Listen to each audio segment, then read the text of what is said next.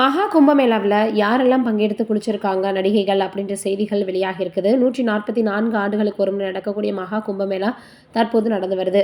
தினந்தோறும் லட்சக்கணக்கான மக்கள் பங்கெடுத்து புனித நீராடி வந்துட்டு இருக்காங்க. பல பிரபலங்களும் வெளிநாட்டை சேர்ந்தவர்களும் இதில் பங்கேற்று வரக்கூடிய புகைப்படங்கள் வைரலாகி வருது சமூக வலைதளங்களில்.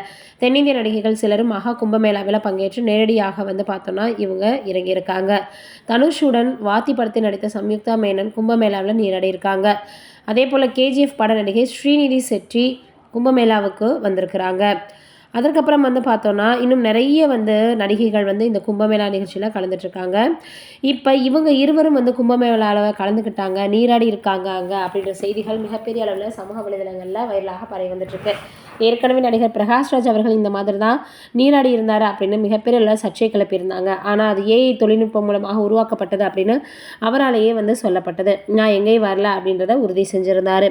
இது ஒரு புறம் இருக்க, திருமணமாகி 2 வாரங்கள் ஆன நிலையில் மகள் பற்றி உருக்கமாக பாடகர் ஸ்ரீனிவாஸ் போட்டிருக்கக்கூடிய பதிவை பார்த்துட்டு எல்லாருமே வாழ்த்துக்களை குவிச்சு வந்துட்டுருக்காங்க.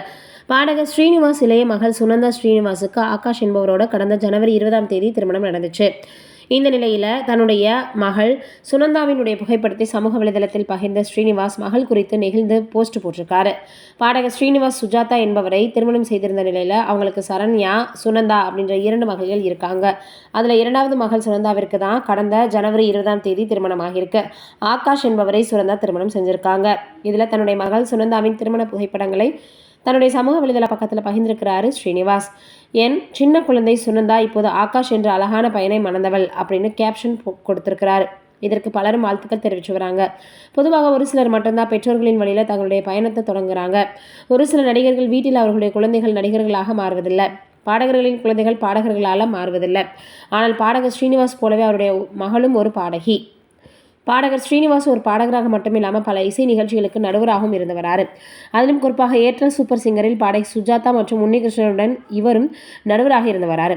அதில் போட்டியாளர்கள் செய்யக்கூடிய எந்த குறையாக இருந்தாலும் போட்டியாளர்களின் மனம் கோணாதபடி சிரித்த முகமாகவே சுட்டி காட்டுவார், நல்ல மதிப்பை ஏற்படுத்தி கொடுப்பார். பாடகர் ஸ்ரீனிவாசுக்கு கடந்த 2014ஆம் ஆண்டு பிடித்த ஜட்ஜுக்கான விஜய் டிவியின் தொலைக்காட்சி விருதுகள் வழங்கப்பட்டுச்சு. அதோட தமிழ், தெலுங்கு, கன்னடம்னு பல மொழிகளிலும் பாடகராகவும் இசையமைப்பாளராகவும் வளம் வந்துட்டுருக்காரு. ஸ்ரீனிவாஸ் அவர்கள் பார்த்தோன்னா எதற்கும் சலித்தவர் அல்ல அப்படின்னு தான் சொல்லணும். அவருடைய மூத்த மகள் நிரூபித்து காட்டியிருக்காங்க. 2000ஆம் ஆண்டில் நடிகர் கமலஹாசன் நடிப்பில் வெளிவந்த தெராலி திரைப்படத்தில் ஆலங்கட்டி மலை என்ற பாடலை ஏ ரஹ்மான் இசையில் முதலாக பாடி திரைத்துறையில் பாடகியாக ஸ்ரீனிவாஸ் மகள் சரண்யா அறிமுகமானாங்க. அதைத் தொடர்ந்து பல ஹிட் படங்களில் பாடல்களை பாடியிருக்காங்க. அதுபோல் ஸ்ரீனிவாஸ் சொந்த ஊர் பார்த்தோன்னா திருநெல்வேலி மாவட்டம்.